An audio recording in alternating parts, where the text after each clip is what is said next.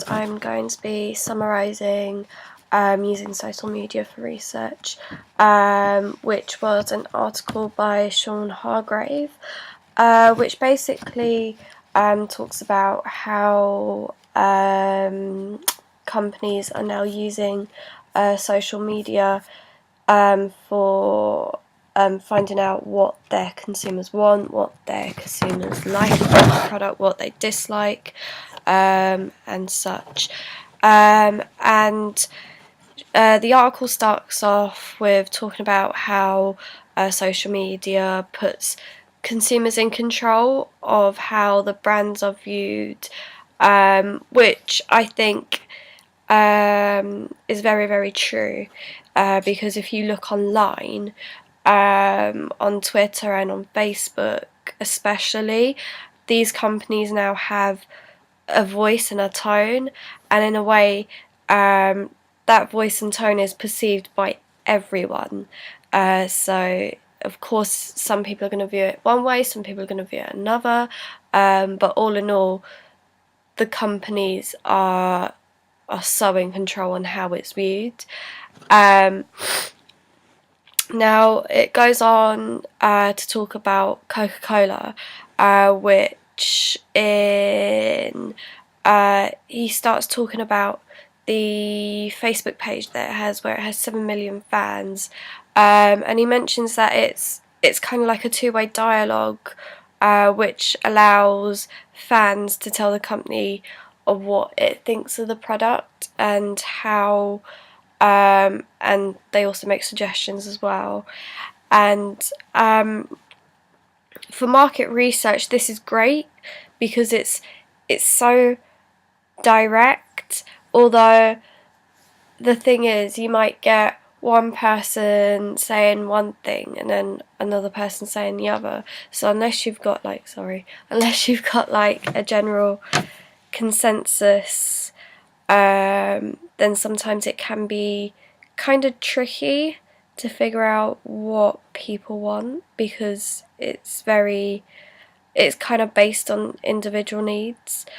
He also goes on to mention about the Coke Zone website, which is basically a little community, as he put it, built up on the Coca-Cola website, and which is where they predominantly get where they use social media for their market research. He goes on to mention about how the Coke Zone community allows it to ask questions to certain demographics about Coca-Cola and how they consume it, and yeah, I think it's a very good idea, but the only thing I'd say about the article is it doesn't mention about how they get those demographics into those demographics if it's all just one big community. Also, he talks to the head of Beth Cortil, who says that where social media is so instant and you can talk directly to people, and goes on to mention that for Coca-Cola, where their most recent use of social media was just before the World Cup, before they were previewing the TV and the poster ads. So they used all the feedback from that to figure out which footballer they were going to put on the final posters, and I think that was kind of an excellent idea, and I remember that. But sometimes I think, like with people on social media, we're not so conscious of it, and so like Coca-Cola could just put up a question and be like, oh, who's your favourite footballer at the moment? And I could put up, I don't know, I don't really know any footballers. So yeah, you're contributing with kind of without realising, and I think sometimes in a way it's kind of like cheating, because where we're not aware. But yeah. He then goes on to another brand, which is which is a Welsh distiller Penderyn whiskey, and it talks about how social media is a level playing field, and I think that's kind of a good way to describe using social media for research, because the consumer is learning from you and you are learning from the consumer, so it's kind of a win-win, lose-lose situation, if you get what I mean. It also talks about how they carried out, they don't have the resources to carry out a large campaign, so like a huge like advertising campaign and such, but they managed through social media to get some really good feedback, and they've now got established like modern looking bottles and whatnot. And that's the beauty of social media, I guess. If you're not one of these huge companies that can afford to have someone come in and do a whole huge campaign for you, using social media to research and then get a campaign out there is really good, especially on Twitter, because you've got hashtags, and if it just takes one hashtag to catch on, and then that's it. Really. He goes on to say, like, social media is definitely like worth its cost, because it's not as time consuming as setting up a face-to-face panel or interviews or sending out like millions of questionnaires, which then you gotta get back, which could take like a few months. And I definitely agree. I definitely agree that social media is a lot more instant, and it's to a wider audience, if you get what I mean. So you kind of include everyone, and also it's minimal cost. Like, it doesn't cost to set up a Facebook account, it doesn't cost to set up a Twitter account, it doesn't cost to set up a YouTube account, it doesn't cost to set up a Google Plus account. You get my drift. The only thing I do worry about social media is where it can be a bit fickle in terms of what people currently use. I mean, looking back at the huge switch from kind of Facebook to Twitter, that was massive.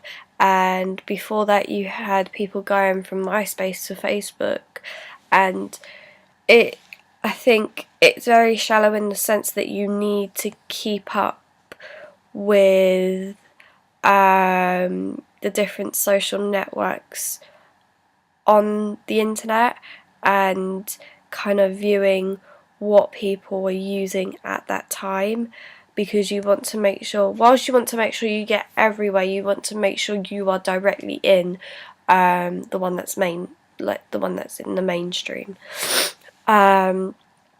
So yeah, he goes on to say that it's proven like it's a useful mix of features for brands to kind of find a target audience in social media, and I definitely agree with that.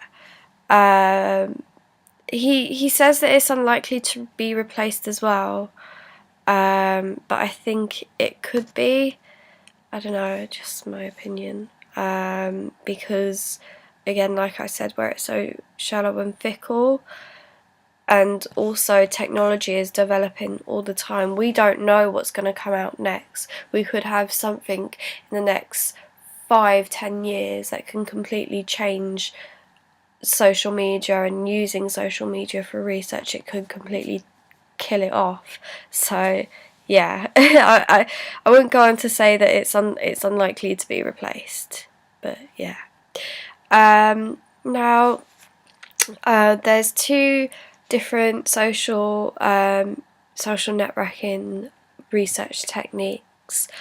There's one called the social network profile data, which basically, if you have a profile on different social networks, which consists, I don't know what that means, so I'm not going to use it.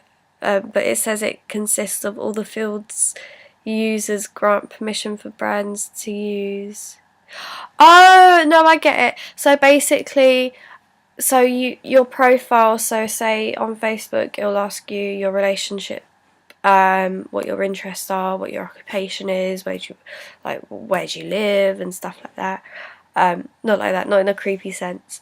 And they build up a profile of you, like a general profile of you. So if you're a single, you're interested in cats and you live in London, they'll probably they'll probably put up advertisements for, like, say Match.com or Battersea Cats Home and bars and clubs in London.